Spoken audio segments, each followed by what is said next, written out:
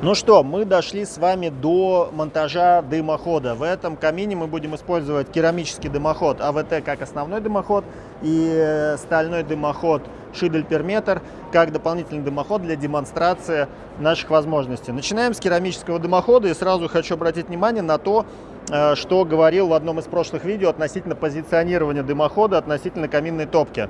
Обратите внимание, что вот сейчас мы выставили дымоход таким образом, чтобы можно было подключиться, вот можно посмотреть здесь, по оси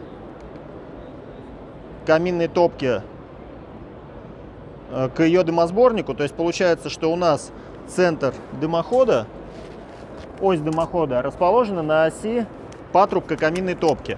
И таким образом у нас будет тройник повернут в сторону этой топки, и подключение будет происходить напрямую. С учетом теплоизоляции, которую мы выполнили, будем считать от горючей стены, то есть у нас тут общая толщина 80 мм. Получается, что у нас дымоход от стены находится на расстоянии 310 мм. И я гарантирую вам, что если на стадии строительства дома не задумываться о том, как у вас будет стоять камин, а просто построить камин, в 95 из 100 случаях этот бы блок стоял на расстоянии 5, ну максимум 10 сантиметров от стены, и строители, и монтажники, в частности мы, которые не знают, как будет установлена каминная топка, ориентировались бы в лучшем случае на стропильную систему. Так далеко дымоход от стены, как правило, не оттягивают, что приводит к тому, что он у нас сдвинут правее, соответственно, трассу подключения уже нужно пускать как-то под углом. Здесь, опять же, с изоляцией нужно что-то было бы придумывать и так далее. Поэтому очень важно планировать конструкцию камина на самом начальном этапе, как что у вас будет располагаться.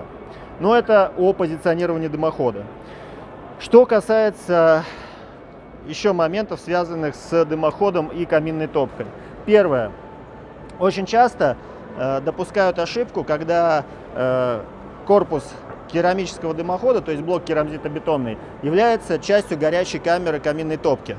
Ну, то есть, как бы мы вот сюда можем подойти, закрыть контур из силиката кальция, и таким образом у нас стенка будет внутри горячей камеры. Вот это неправильно.